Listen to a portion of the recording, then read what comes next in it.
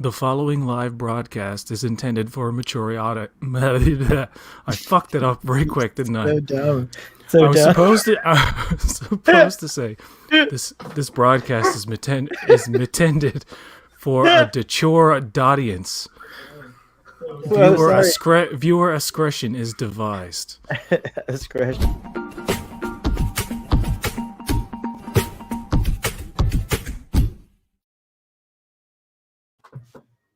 All right.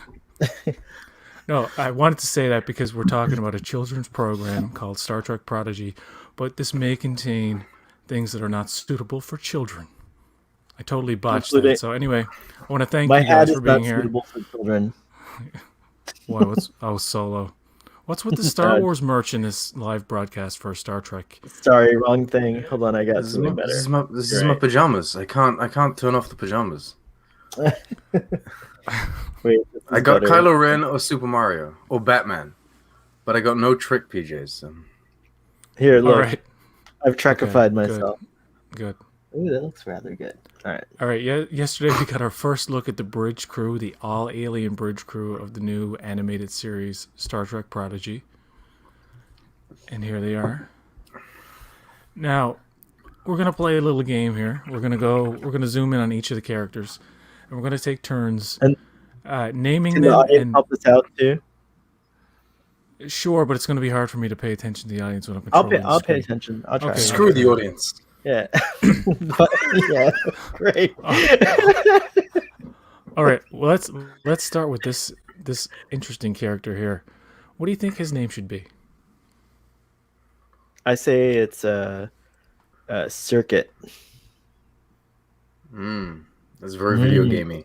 He liked that. So, wait, I gotta pull up the image on my side so I can really analyze it. You analyzed it in live on Fleet. I didn't look at this one too much, but yeah, no, he's got a name he's called Lysander. No, he's called 047-B5. Father says he already has names for them too, by the way. I'm gonna share the screen again, but I want us to be included in the video on the side, so just 1 second. I think his name should be Unicron. I actually think his name should be Unicron also. I vote Unicron. I think that's unanimous. That's a win. That's a definite win. I think he's going to sound like Alpha from Power Rangers. He's going to be like, yeah, you guys are so stupid. Always getting us into trouble. Or he might be like a British thing like C-3PO. It's like, oh my word. Some shit like that. Father says portal robot. And there have been some observations that if you didn't have the Star Trek name attached to it, you wouldn't really know what these characters were from. Well, that was my initial reaction. Yeah. Where's his mouth? Where's Unicron's mouth? Because can he even speak, or is he just gonna? Why does he even need a mouth? He's gonna speak through the thing. He speaks to a speaker on the side of his head. So those two little lines, maybe. This is Unicron, and I'm here to let you know that there could be a running joke where they're like, "Do this, Unicron." And he's like, "Sorry, I can't do that." All right. Anybody want to do? His eye turns red when there's danger. Want to do a little voice for Unicron? The password is malfunction. I already did mine, but I'll do it again. What should I say, though? Here we go. I remind Earl Grey Trekkie 1701 of Mike from Monsters, Inc., and the big Vasquez Rocks guy reminds me of the Thing. I don't know. You're muted, PJ. Yeah, you're muted. You're on mute. You're on mute. So cool. And you could do... There, are you back? There you go. We couldn't hear you. He could sound like a sassy New Yorker, like Billy Crystal or Danny DeVito. He's like, "Hey, I'm in the streets here. I'm walking," or something. I could see that. I could see that sassy. Too. I like how I'm trying to fix the ship. He's like, so this dude here, love it. yeah. This Well, dude here, he's the engineer, right? he's the engineer, The yeah, mechanic. obviously. And That's for Laxian. some reason, think he's gonna have like a Scottish accent or something, or an Irish, or a European accent of some sort. What does this guy sound like- like? What's his name first? Did we come up with a name for him? Oh, his name is Bottom Tooth. Bottom tooth. Bottom Tooth McGee. By the way, this is a What for a- the people what who are about- watching. what about, this is all speculation, and this is a game we're playing. So we're not actually revealing the names of the characters. These are not.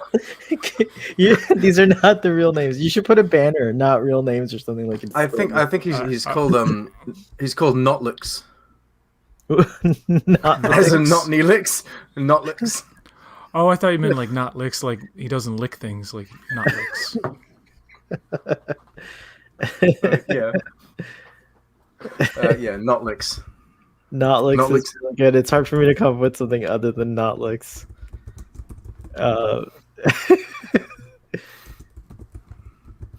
No, I can't. Well, based on what PJ says, his surname could be like, his family name could be like Notlix, he bites, or whatever it is.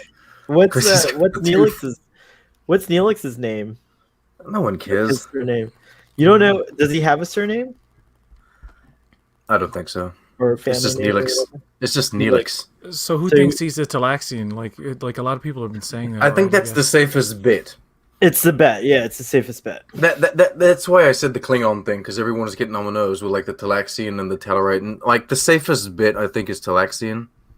But like based on this image alone, who the fuck knows? That's an elf sitting next to him, standing next to him. Oh yeah.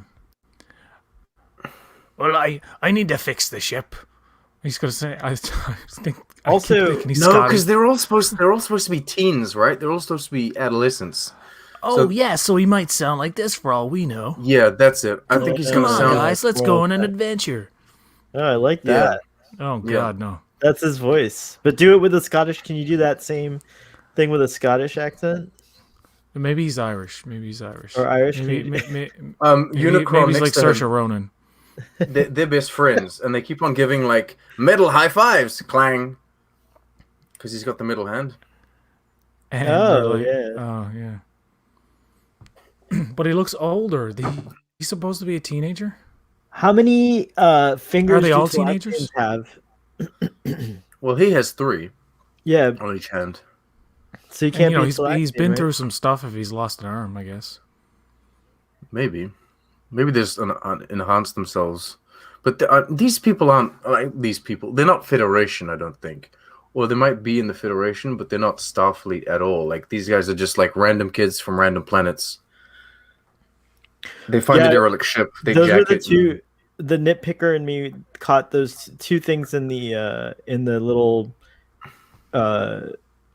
promo sizzle thing that Alex Christman said, which I thought was really beautifully worded. But two things. One, he said that this was like a new Starfleet crew or something like that when he was presenting this show, and I was like, oh, I thought they weren't supposed to be in Starfleet. And then the other thing he said was the maiden voyages of the Enterprise, but I thought it was established that the Enterprise's maiden. No, he makes little wording mistakes all the time. Like he says, Pike's death, and like Pike doesn't die. He has an accident, but it's just verbiage. He always gets little things wrong like that. Oh, okay, got it. Well, These seem to be I just just- randos in the galaxy who got a Starfleet Yeah, ship this and is took like it. a. And Janeway Yeah, that's it. probably That's goes what it after is. them, but ends up mentoring them instead. But I wonder if they're a probably group of salvage her. friends. I wonder if they're a group of friends, or if at least some of them know each other, or if they happen to find if they're all on a planet, but separately, and then they have to by the end of the episode escape on the same ship or something like that. I'm gonna guess they work in salvage yards, like the same ones that we saw in TNG. Like that's their job is to. Nolix definitely works in a salvage yard. Yeah, I can see that. But they're all together. I think they're all already together, and they're all kind of dressed in work outfits, except for the Alpha, as you say. Purple Tom Holland looks like the pilot. Wouldn't it Yeah. be cool if this little He does guy kinda look here like Tom was a Holland. delicacy in the Talaxian world, and this guy was like always saying, "Get in my belly," or something like that. He's like Really trying funny. to eat Dear him, God. and this guy's like, It's "Keep for a me kid's away, show." from that maniac! I'll get a Starfleet restraining order out on you, mother." Yeah, so my Yes, bet is okay. on shipyards. They're shipyard workers, and they end up finding a really cool ship that one of them's like, let's just take this, man. And then they so they take it, and maybe at first Janeway probably has to interact with them in some way because she's like doing a routine, you know, I don't know, maybe she somehow, like, maybe it's a Federation ship or a Starfleet ship or something like that they take, and so they just like accidentally call the admiral's office, and then she happens to pick up or something. So that's a wild guess, but something I just came up with right now. What do you guys think? Salvage yard workers for sure, Sean, right? you want to do a voice for Nolix? For not looks do a voice. Or I don't know. Nolix. I don't know if I have a voice for him. I don't know. No, I got no voice for I him. think he sounds like this. No, he doesn't sound like that. Wouldn't it be cool to have like a character who looks like he's gruff, but actually have a very like soft voice? Well, that's the big pink guy. I think he's a direct reference to what's his face. we got to do him next. Yeah. The rock guy that Taika voiced in Thor Ragnarok. Oh, you're talking about that guy in the That's movie it. Thor That's it. Ragnarok. Oh, hi that's guys. I didn't really want to go that way, but I kind of have to. So that's what's gonna happen, eh? I didn't want to be on this ship. Oh, look, it's Janeway. We better run away because she's gonna get us, eh? That's what he sounds like. Would that not be a blatant like rip off of? What if he's I don't know if it would be. What if he's like the Rockmen from Star Trek Five? I saw that on Twitter today. Like the same the same rock guys. I think his name is Pinky, like from Pinky and the Brain. He's really cool looking. They're all really cool looking. And, He gets angry because he can't fit in the Jeffrey Spoobs. He's really nice and he likes to do things for people and help people out. But if you mess with him, he'll rip your fucking head off.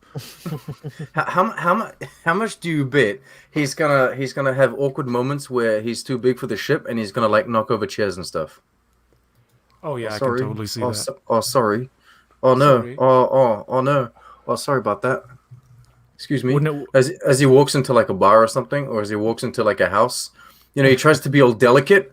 Nice house, good tea, but he You know the female actor from Wildebeest, and she's in Thor Ragnarok, and she's also in Soul as that Liney.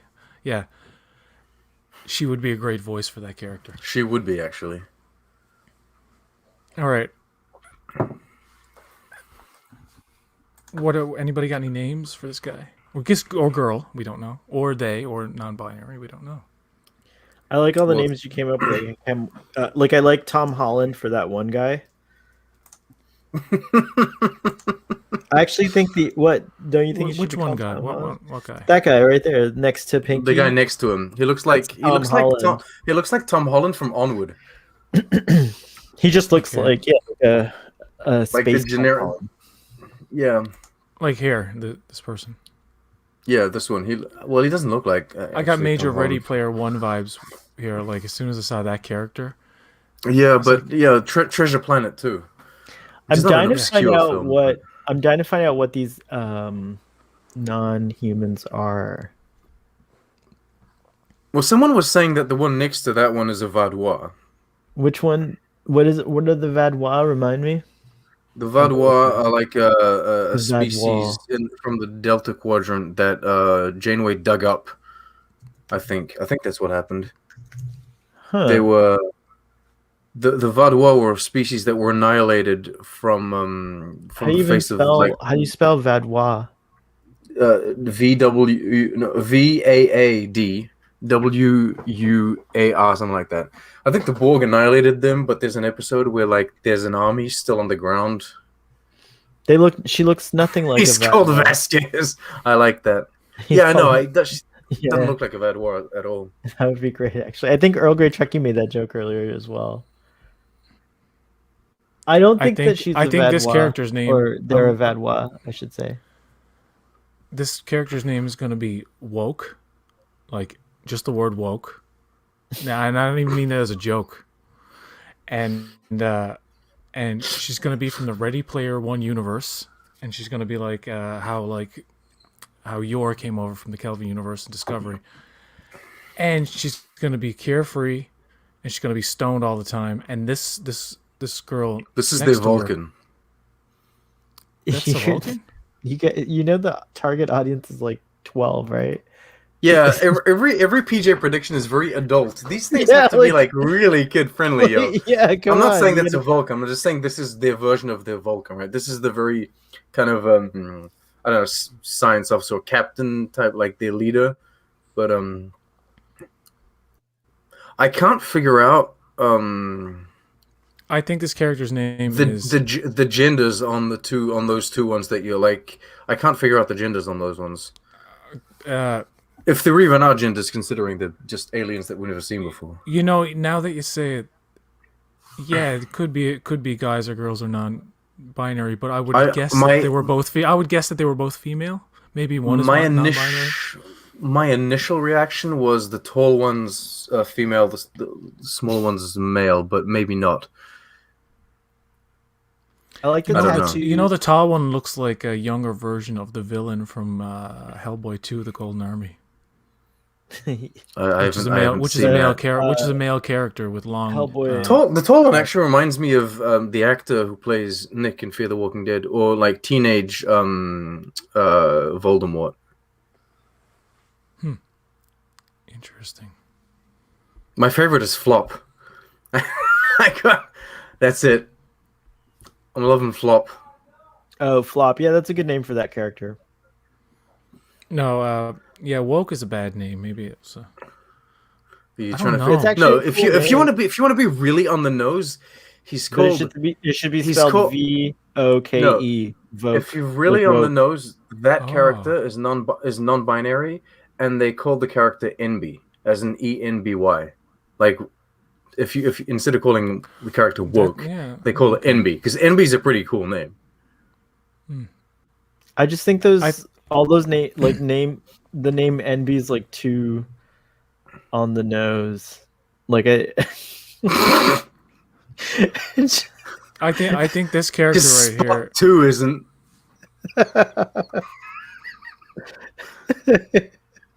I'm just Yeah, saying that for one this. actually. What I think does this that character's dark name is elf look like? Oblivia. Oblivia. I just think it's Tom Holland is the perfect name for that character. How do you? Which one?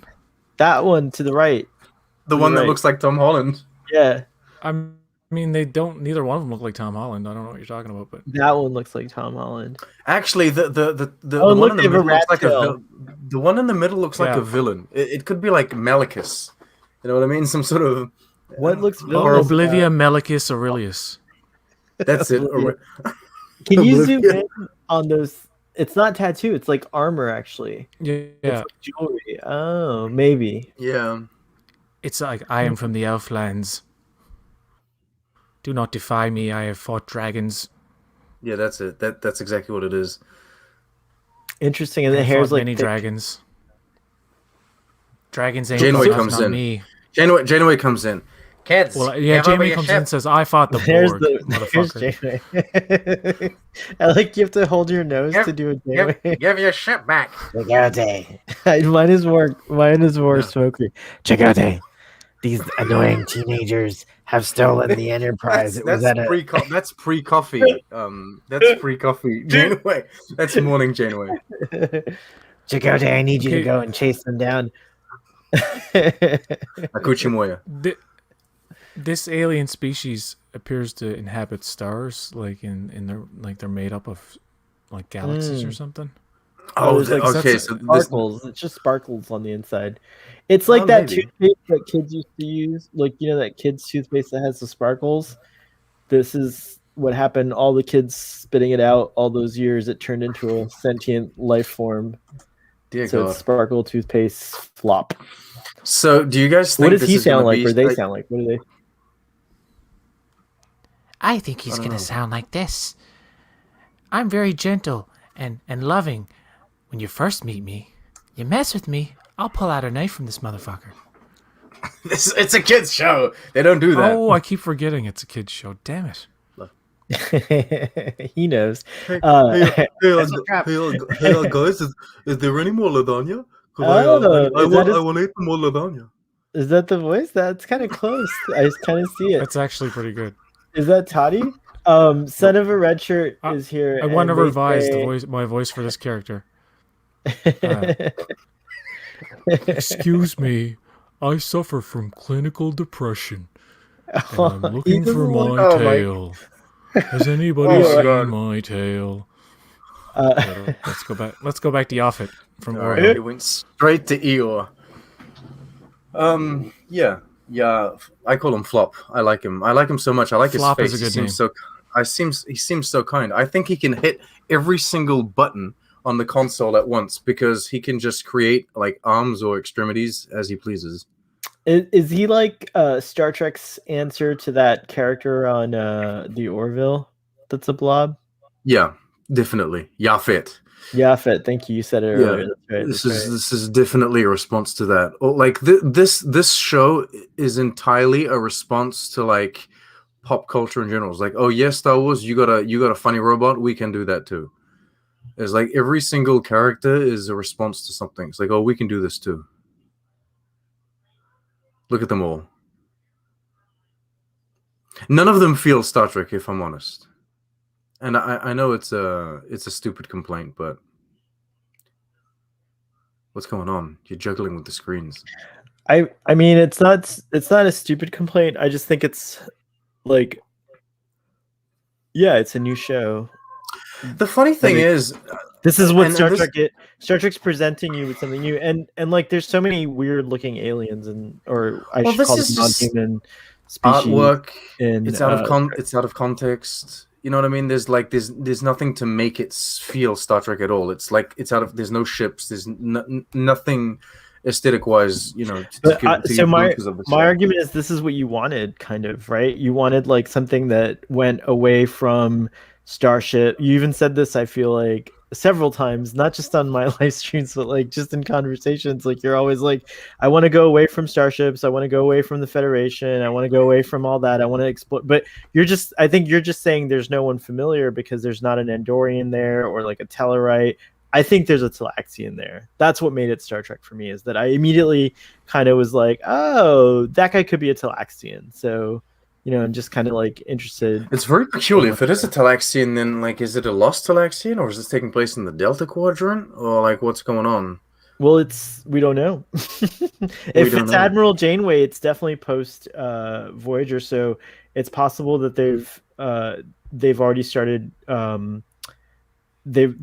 It's possible there could be other Talaxians that have made their way over here by now, somehow, either through like Borg conduits or like, you know, just some other means. Maybe it's I don't know enough about Voyager era.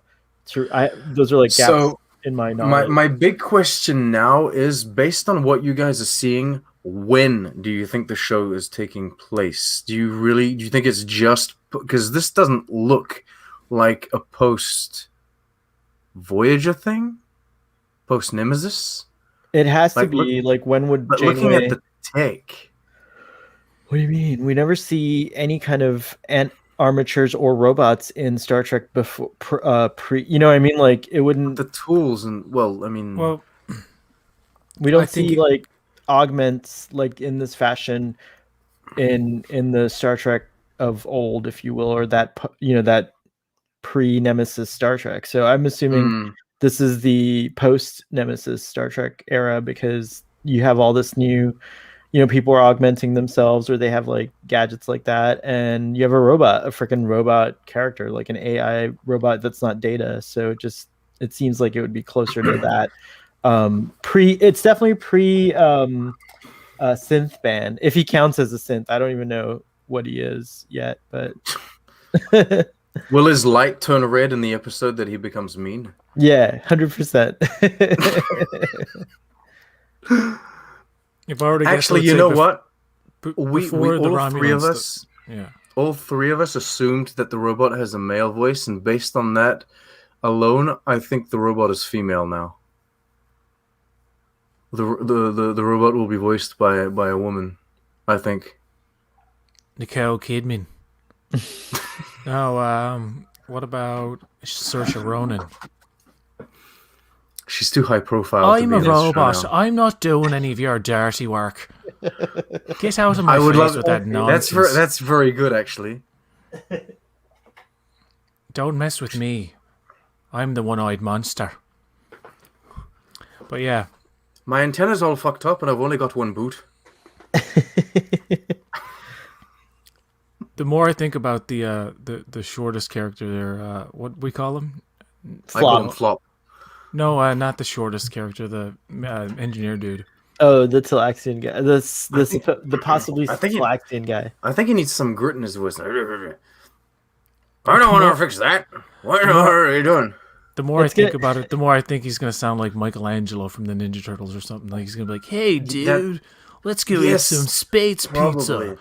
Hey, All what are you- right. hey, dude, let's go eat some pizza, yo. Are there any Gluten free, but it's replicated. Are there any rumors, or has anyone leaked who possibly is the cast? Like who's I playing? think we know nothing at all. Nothing, right? Like nothing at all. It's all. Out of nothing at all. That's why we're We know making up all nothing. these things.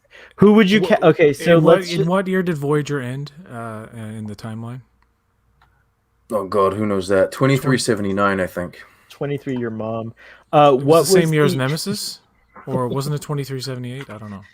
What? Nemesis is 23. Nemesis is 2380, I think. She's an admiral. in Nemesis is 2379. Lower Decks is Okay. 2380. Okay, yeah. Nemesis is 79, so Voyager ended in 78. 78. So maybe this is just like 7 to 10 years after Voyager, maybe. It could be. Could it be concurrent with? Because you could have a Lower younger Decks? Janeway now, right? It's animated. You don't have to worry about. I think someone said that they called her Admiral Janeway at some point, but I can't even quote the person on that. But I The think someone early said, days of our Admiralty, like a couple of years after Nemesis, say. Something like that.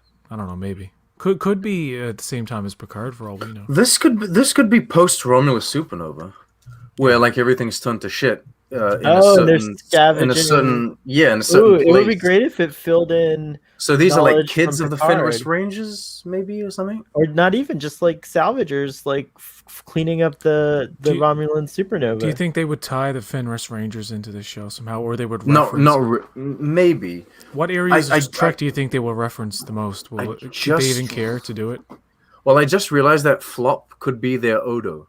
He could be a shapeshifter Who hasn't learned how to take...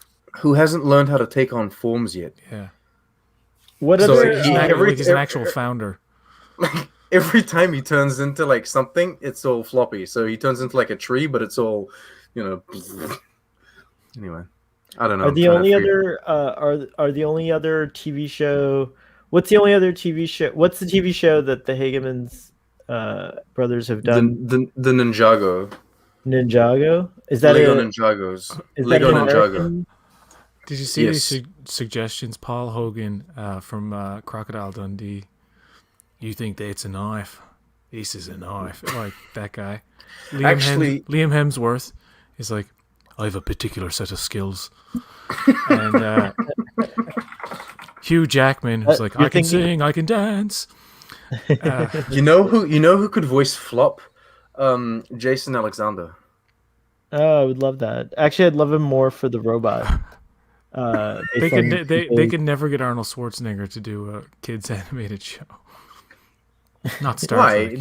didn't he do like multiple kid shows or kid movies? I'm Oh, yeah, I'm for- betting for a that good you're gonna paycheck. have voice actors from Ninjago in this. So I'm betting it's gonna be one of those. Like, there's gonna be probably at least one of the people from Ninjago are gonna be a character in this show as a main, and maybe more.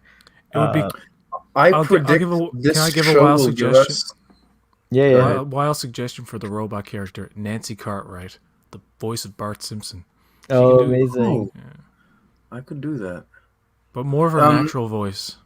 I predict we see a Captain Harry Kim in this show at some point. That would be cool. Oh, that would Yes, be cool. Voyager cameos. That would not be beyond. So Deep Space Nine gets Believe. left out again. Like Picard does the TNG, Prodigy does the Lower Decks will give some love to Deep Space Nine, hopefully.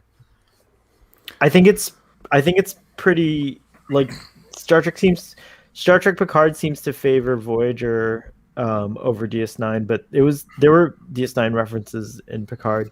I bet they'll do a lot of Voyager references just based on Kate Mulgrew being in it, and Yeah. I think it would be fun to have like reunions with the Voyager cast. Like Dr. Zimmerman would be cool on the show, and like, can you imagine? Like, yeah, that would be really cool. Actually, I think that would be neat. And there could be like a 7 of 9 like cameo in this, but I think they will stay away from that. They'll probably leave.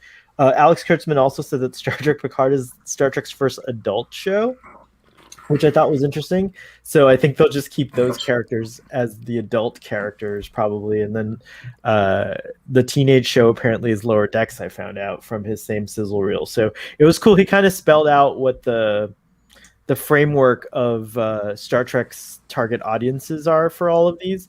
Discovery's kind of like turned into, I think Discovery and Strange New Worlds has sort of turned into what TNG was offering, like a general audience type of thing. It's the CW of Star Trek is what it is. Well, yeah, but like, what I mean, like TNG you could watch with your kids, you could watch with your parent, like you could watch as an adult, so on and so forth. And Discovery wasn't like that in season 1. Yeah. Okay, season... granted. It's changed. But Even it's in season 2 with the heads exploding. Season 3, heads exploding. I don't know. I know, but it's getting there. But Strange New Worlds will probably be that show, as you guys have both stated, and Father stated so many times. Like, because I'm always like, oh, when's the next Star Trek show on the Enterprise coming out? And everyone's like, it's coming out in Strange New Worlds, and I'm like, no, that's not what I meant. What's the name of the guy from Stranger Things that's now in all of the horror movies? He was in It and everything. That kid. Oh yeah, I can't remember his name. He could voice Finn voice Wolfhard, or what? That's it. That Yes, Finn Wolfhard. He could voice he's Space great. Tom Holland there. Yeah, or Tom Yeah, Holland maybe. could just play it. Tom Holland's not coming into like the animated Star Trek kids show. He's got other things to do. He can't find his home. Haven't you seen? That was a perfect segue into what was announced yesterday. Is essentially that we'll get over 30 episodes of Trek this year, at least. How 30. Get ready, am I gonna 30 pull off streams. Discovery this year. I wasn't expecting that. We're gonna apparently Prodigy is 20 episodes, 22 minutes say episodes. 20 episodes, really? Yeah. I was expecting 10-minute episodes. Well, if you'd think they'd go like the Lower Decks route, but I think with Prodigy, with kids shows they want more because it keeps the kids like. Yeah, but I was expecting the episodes to be like how Duck Dodgers used to be 10 and then 10. It was like 2 mini episodes for like the 22-minute runtime. So I was like almost expecting Prodigy to have like really small little like almost vignettes kind of episodes, I guess. But they're just to be clear, they haven't officially announced exactly how long the episodes, but it's just naturally assumed that the regular 22 minutes, because it is something that is going to be on TV Nickelodeon for a half an hour period. Therefore, that's usually around 22 minutes runtime on like if you watch it on the streaming service. Mm-hmm. But but not a lot we know about it. I think that's going to come out first. I don't know. I think they might have that like in the can already. Because this is the marketing thing that they do where they show the picture like a couple they days have or it a week already. later.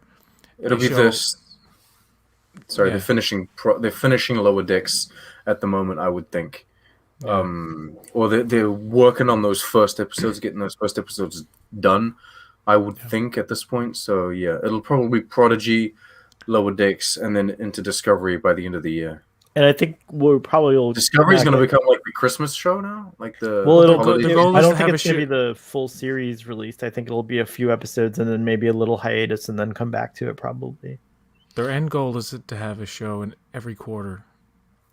I bet there will be short trek. Like it'll do what was it? Season 2 did that, right? Was it of Discovery where it was like a bunch of episodes, then they had an intermission with short treks, and then they came back late after the short treks.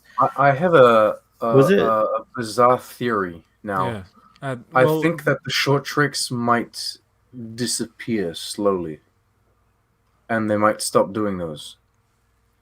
I don't think Because so. as much as they wanted to make it sound like it was a creative thing, when you listen to Alex Kurtzman talk on the videos, it's really because CBS All Access needed more Trek content fast, and they couldn't produce the shows as fast as they wanted. So they were like, "We're gonna film things with the sets that we have. We're gonna pump out like these little things," and so they had one a month. But now that they have all of these shows running, they don't need to fill up the one a month, and it's Paramount Plus. There's so much more content on that. I don't think they need short treks anymore. So I think Yeah. that might slowly. I think the end. volume could change all of that, and I think you can actually really effectively do short treks that take place in past eras. Like for example, you can easily create a CG version of the Enterprise NX-01 set, like the bridge, and do a flashback to, all you have to do is make a bunch of consoles, and those could be painted over with CG as well. I think that kind of stuff is going to be a lot easier to do. So I think short treks could possibly do things that like you were dreaming of, before, where it would take us like way outside of like just the sets that Somewhere were else. built somewhere else. Yeah, it's Show like us just what are they called? Ferengi on show us, Ferenginar. yeah, and do animated ones where like you show Scotty like sabotaging the Excelsior, and that whole scene that we never got to see with the nuts and bolts, or take us to SETI Alpha 5, and just before the supernova. And again, you could do them anime. I'm down with animated stuff. Like I think that style of what was the animation that was on Netflix? Love and Love, Robots. Death, and Robots. Yeah. Love, Death, and Robots. Yeah, I think that kind of style could lend really well to like a con look. Especially, I love the way that they did the new poster when they reissued the Blu-ray, or when they issued the Blu-ray, and they had that weird artwork. Like imagine like a whole animation in that artwork style. So yeah, I hope Star Trek does stuff with the short treks that's like purely for the art. Like not worrying too much about the money. I have to go, but I wanted to just ask a quick. Valerie says they keep comparing Prodigy to Legend of Korra, but who is comparing them? You compared it to something called Planet Island, and Treasure Planet. Treasure Planet, and I don't remember that. It's just the aesthetic that I got from it. But like, if they're comparing Prodigy to Legend of Korra, that's like Prodigy is supposed to be able to be seen by Mike McMahon's 2-year-old, for example. Legend of Korra was not. Like Avatar: The Last Airbender was very childish and could be appreciated by kids. Legend of Korra was more focused for teenagers, I think. It also wasn't as good. All right. Well, thank you, Sean, so much for All right. joining us. I'll leave That you was guys fun. be. It was fun times. It was All right, nice. see ya. It was really nice to see you. Wait, your review's coming out. Kylo Ren salutes you. Oh yeah, yeah. Mark- Your Yes, Anything I'll review. be to promote? Yes, I do. I'll be putting out my my The Expanse season 5 review sometime soon, sometime this week, and also we have I'm doing a live watch. I'm gonna watch Justice League again. I'm doing a live watch with Weird. Trek Lad of Justice League, It's really weird that you're doing that. and everyone can go to ABTG and watch my review for Disenchantment season 3, so that you don't have to watch the show. And then this weekend, I think we're supposed to be on a thing together. Oh, that's right. And this weekend, on Saturday, we're doing a live watch of Picard with one of those trash final episodes. With Trek Lad. Oh, God. All right, I'm off. All right. See ya. See ya. Yeah. That was great to have Trek on the Tube with us here, and Yeah, it's really thank you fun. everybody in the comments for keeping the chat alive. Keeping the chat alive. I don't think the short treks will go away. I think they may evolve into something more substantial. If you're gonna do short treks, in my opinion, I think you should only do like 22 to 44 minutes. Make them so that they can play on television as specials or shorts, just like how Pixar will do with some of their shorts, like with the Toy Story stuff. They run at an appropriate time to air exactly a half an hour on television. Like they know what they're doing in that sense, right? So I don't think like 5-minute short treks and stuff like that, 11-minute short treks, are not that worth it unless the idea is like really good and you can actually pull it off in a shorter film. But do like what they did with the Saru episode, which is like the longest short trek there is. That's like a special that you could kind of look at. Like it's almost like, I'm not knocking on short subjects that are under 20 minutes or anything like that, but if you want to market it as like a side watch, they need to be half an hour to an hour. Like, you know what I mean? In that realm. Otherwise, like, why produce them? Why build sets or go through the extent of designing things? And Alex Kurtzman did, you know, in a sense, they did rush some of those, and the engineer room in the Enterprise is a prime example of just put something together. We don't know what it is, and we'll figure it out later. It's like, Yeah, no. the waterfall of lights or whatever was going on back there. But also, now that they have more Trek content, they have 5 shows. They want to keep it at 5 shows. That's why Section 31, and we'll get into that now. That's why that's going to be a few years. I've said for a long time, like, if it's going to happen, it's going to be like 2023, 2024, and we're actually approaching that now, and it seems more and more likely. Said they made, I forget, but I think there was an official statement made by someone, may have been Alex Kurtzman, where Section 31 won't go into production until one of the currently running shows comes to an end. So that's likely going to be Picard, because I think Picard's supposed to be the most limited series. So after Picard ends, which is speculated to be at 3 series, after 3 series, then maybe production will start on Section 31. We want to ask people in the chat, which show do you think needs to go for Section 31 to happen? Because that essentially is what it is, and that's not a cynical thing that I'm saying. That's right. That's just the matter of oversaturation. I mean, they know that dealing with 5 shows, 2 of them animated, is enough. Like, I think even Kurtzman knows, you want to be a critic of him or not, at least he knows, like, there is a limit to how much stuff you can put out there. Right. Before it becomes like just too bland and oversaturated. So I think everybody's saying Picard because they think Picard has the shortest shelf life because of Patrick Stewart's age. Well, not just that. I think he even said, like, they've always kind of been saying that 3 series max. Like he wants it to have like a definite ending, like as far as I understand. Of seasons. Yeah. So as far as I understand, like, his intention is not to have created a show that will go on for 7 seasons. Like he only wants to do 3 seasons, if I'm not mistaken. Now maybe Picard could turn into another show when he leaves, and maybe like that could happen, you know, or like, you know, but I'm not sure what'll happen with that. I'm thinking it's Discovery.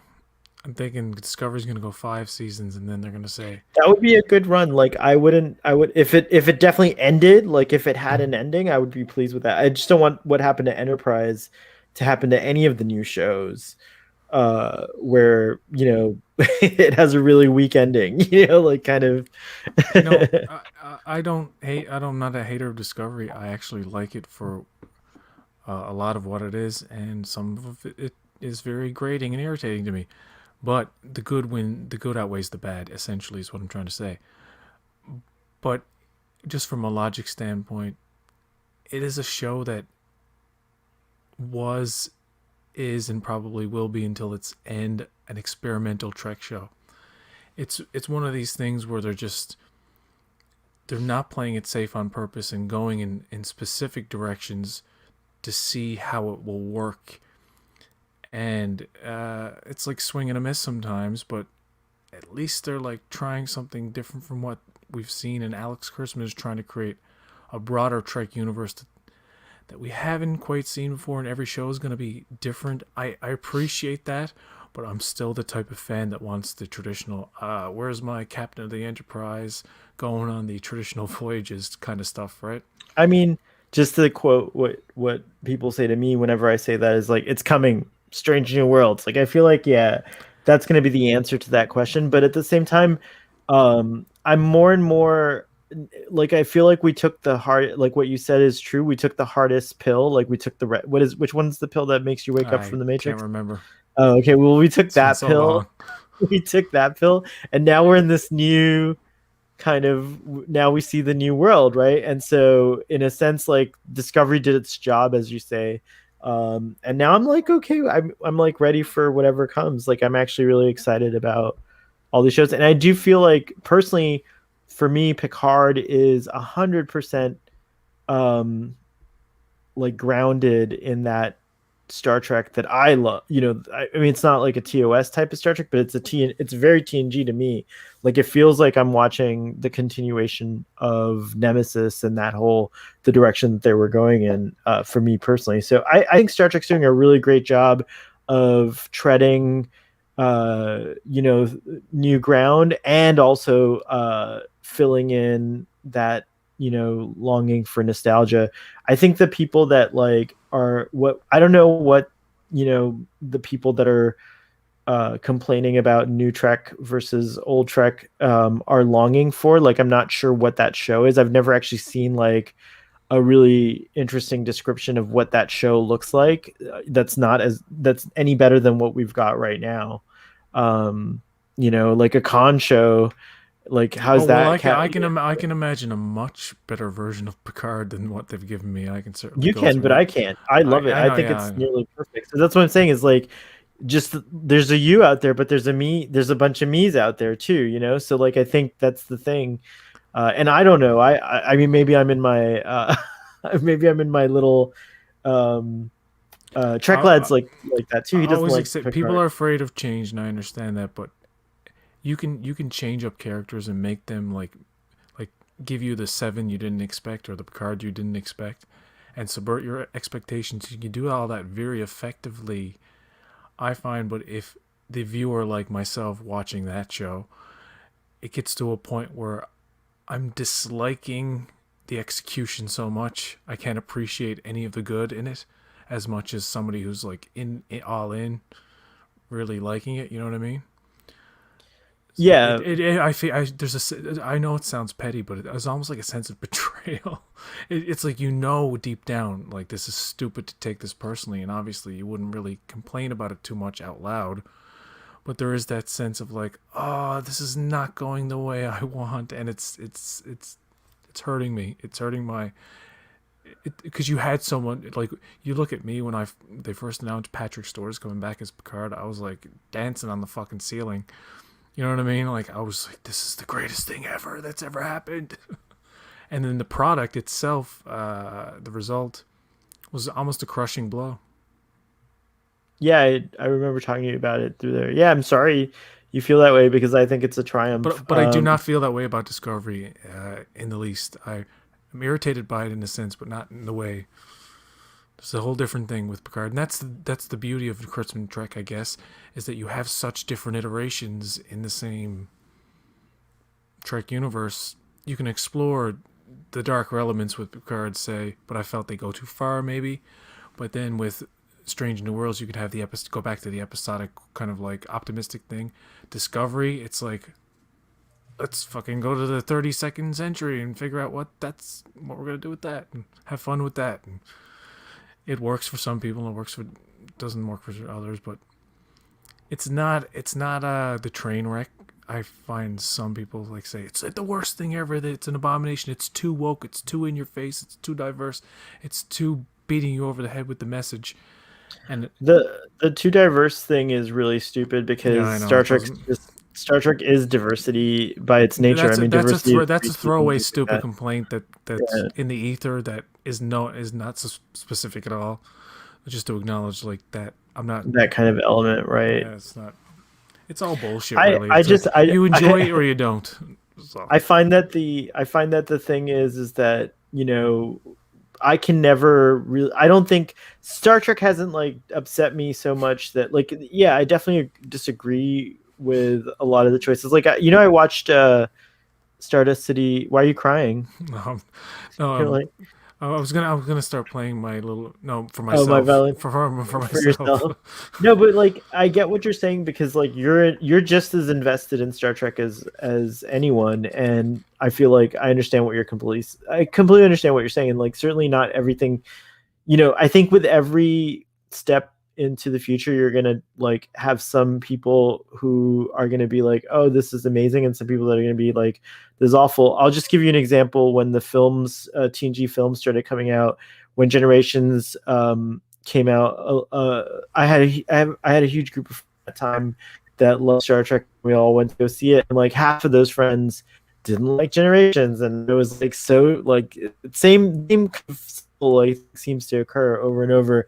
Then First Contact came out, and we all liked it, so that was cool. Everyone really loved First Contact. So then Insurrection came out, and like no one liked it but me and maybe one other person.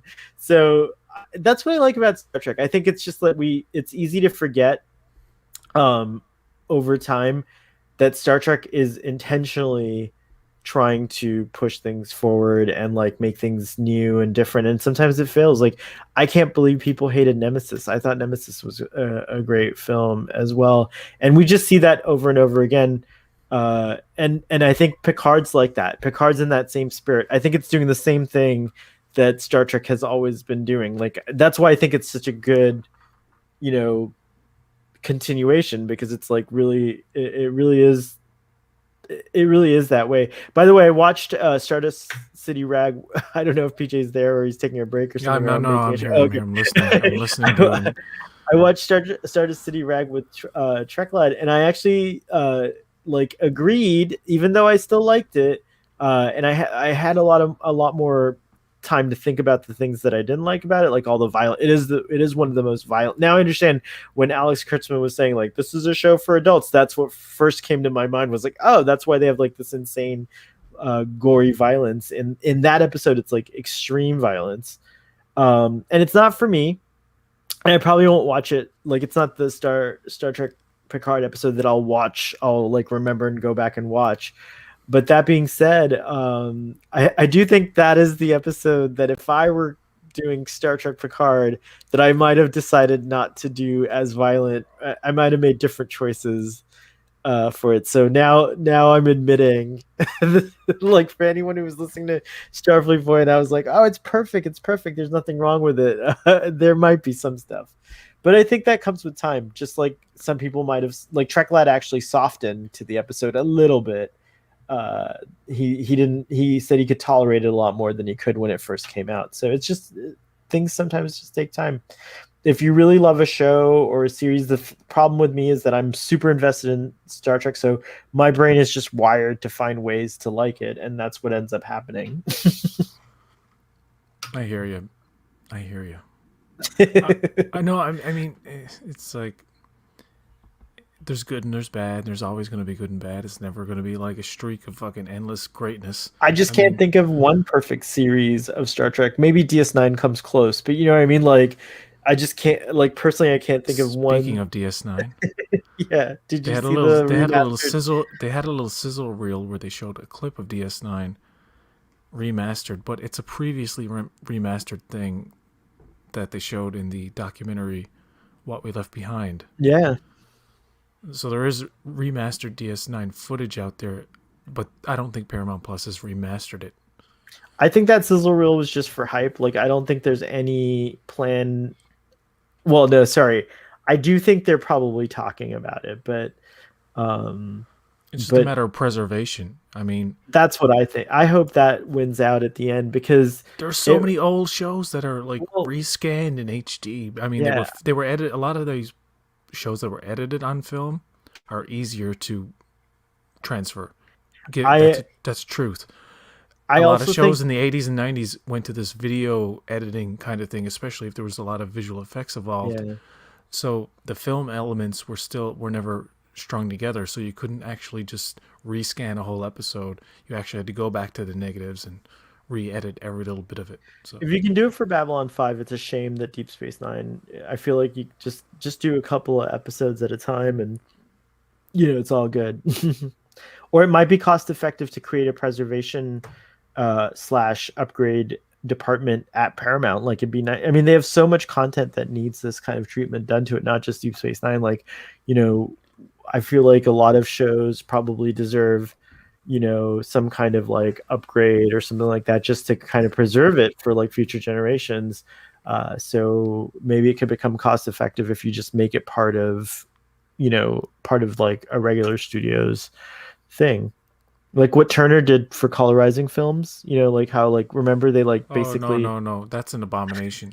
No, but That's- what I mean is just like it was a huge effort, right? Yeah, an effort for not. Ted Turner wanted to ruin movies. He didn't want to preserve them. But yeah, I'm joking. But the preservation of anything that was recorded on film needs to be preserved at the highest quality digitally. That's just the way it is now. Yeah, it's totally true. And you have all these properties. Like if you look on any streaming services, you go back and watch like Mission Impossible or a lot of these older dramas that were recorded on film. They are in HD. Strange. It's like, whoa. It's like this old. You can see the film grain from the 70s and stuff in the picture, and it's like pretty. It's like they just scan. Well, if you're able to get T.J. Hooker's in HD. Yeah, like if you're able to, like, the thing is like film is like the highest resolution, depending on like the optics you use to film it and stuff like that. You can have really crisp, clear, high res footage.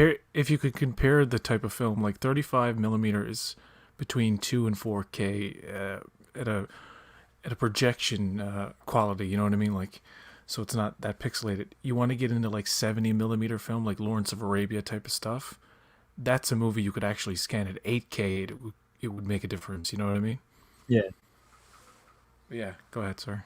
No, I was saying, yeah, I agree with you completely. Like, I think that like you could, depending on what the show. I mean, like I Dream of Jeannie looked crisp. I remember back in the day. So I imagine if you scan those original negatives, they're going to be super high quality as well, like HD type stuff. Yeah, it's true. What Turner did was pretty terrible. I don't know why I brought that up as an example. I think I was just trying to look for like an example of like an in-house effort, like some big effort. Like it can just be done. You just do it over time. Like I think it took them 10 years to do their Dark Works fathery. So a lot of people think the next season of Picard will be the last.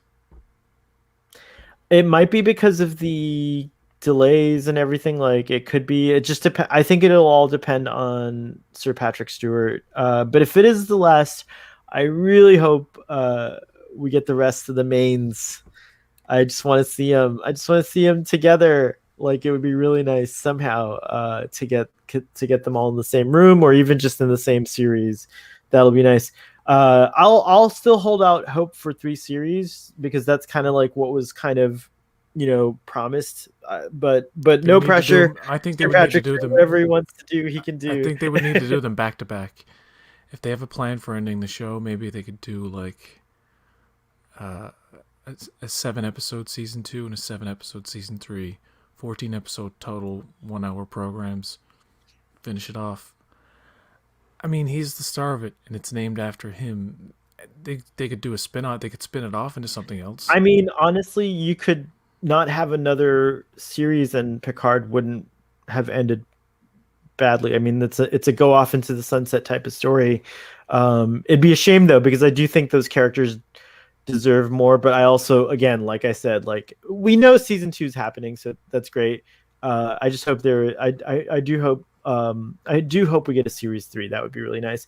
I think it'll all depend on the reception, of course. I definitely think that, like, despite the Starfleet boys of the world who are like, it's perfect, they're gonna, as they always do, they're gonna learn from. Look at how much better season 2 of Star Trek Discovery was than season 1 in terms of its reception, like how it was received, right? Like there were a lot of people that kind of were like, oh, like who were vehemently upset at the show, kind of came over, and season 3 did even more. So I just think I think Picard is going to fine tune some of its things, and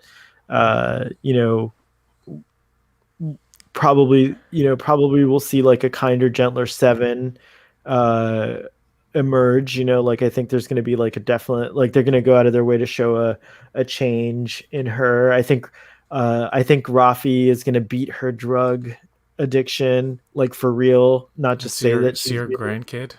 see your grandkid. Like I think that's going to be, and that can all be resolved in one season. Like it totally could happen. Like, you know, I think Rios is going to re-enlist in Starfleet. I think that's going to be something that I would like to see that for his character, like to get his, now that we know what happened with Commodore O, and like, how like he was set up, like maybe his disillusionment with Starfleet will diminish, and he's like, oh, it really was plot.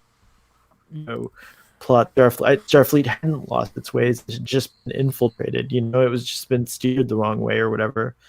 So there's a lot of opportunities there, and I think Picard can make it happen. Make it so, as they say. I think Soji will actually end up living life Data wanted. I think you'll find that she's like really advanced, and they'll probably even show that she could probably have a child. She's probably that advanced of an AI or an artificial life form, and that would be like really wild. And then I hope this doesn't happen, but I'm predicting that she and Narek will hook up. Her child is born, and it comes out, and it's like, kill me, kill me.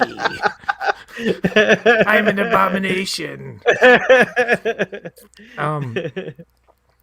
I think Trek, live action Trek, like Picard, Discovery Season 4, and Strange New Worlds, it's gonna look very different. Instead of And a that's- red shirt, you might be confusing and that's- Raffi with Rios.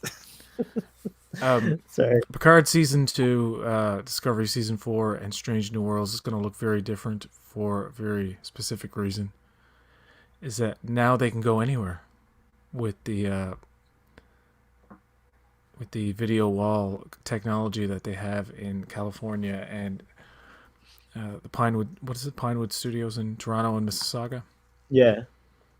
So they have the infrastructure, and the actual shows are going to probably be more coherent and just tighter in narrative, because they have to go into it with full scripts, knowing exactly what they're going to shoot.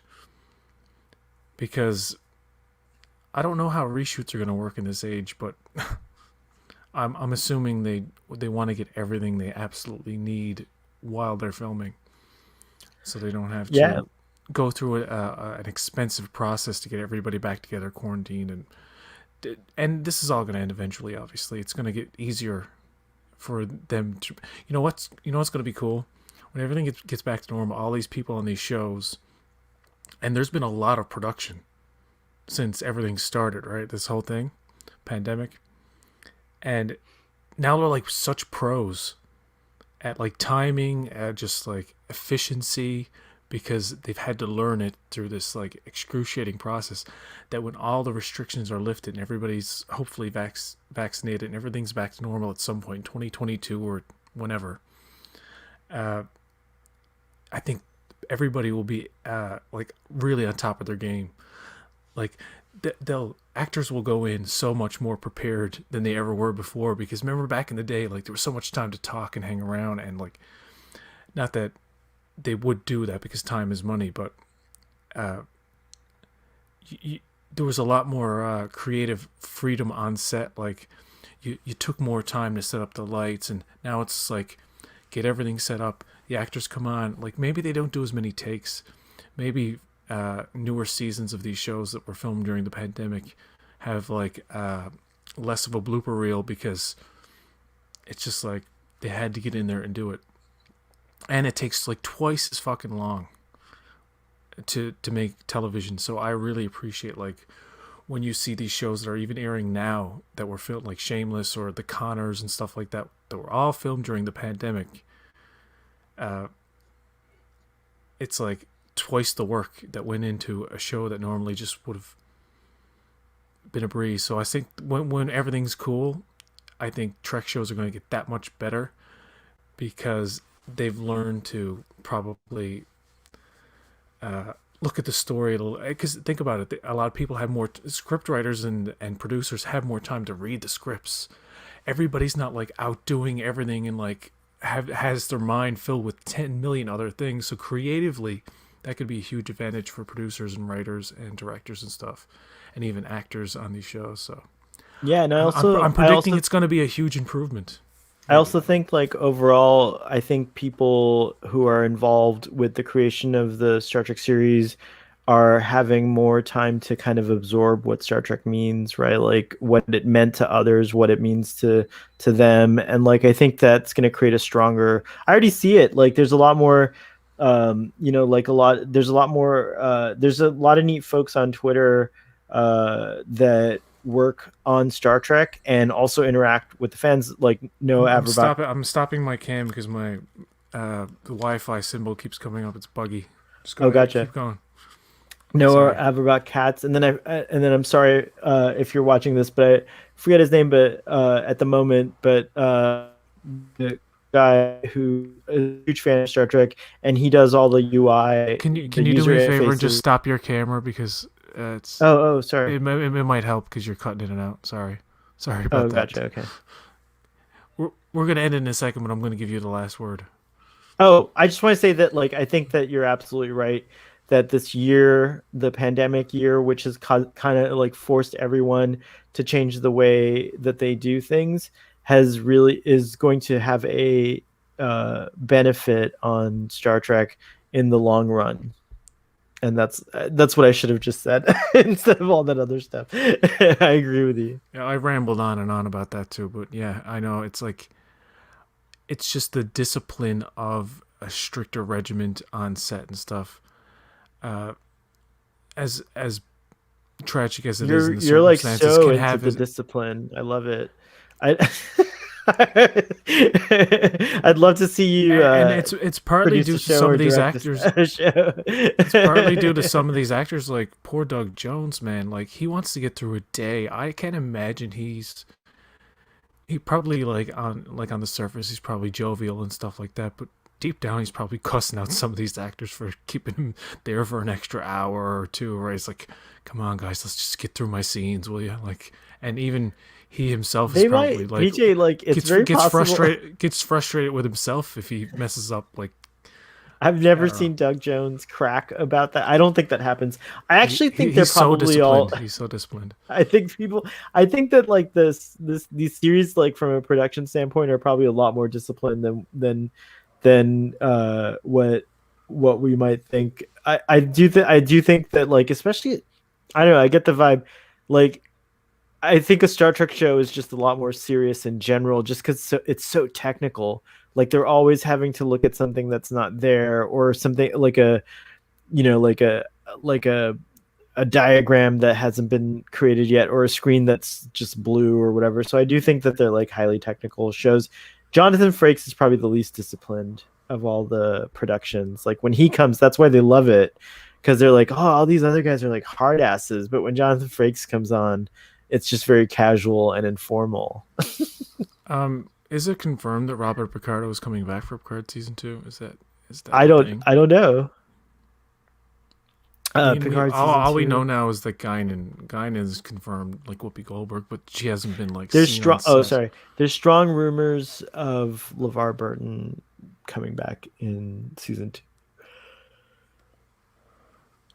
LeVar Burton seems to have is trying. I think he either is teasing or is because I remember there was something, and then there was a really strong reaction. God.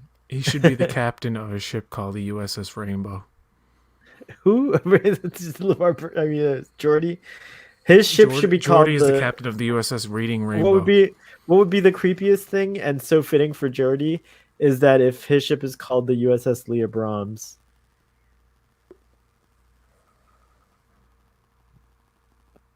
Why is that? Why would they name a ship after a person? Yeah, they name lots of ships after people. Okay. In Discovery, there's a ton of ships named after people. Oh yeah, like the USS Columbus or something. And the Nog is named after Nog. Yeah. So yeah. I think they totally there's probably a Picard out there and a Janeway in the 32nd century floating around. USS James T. Kirk is probably out there somewhere. Yeah. Wouldn't doubt it. All right.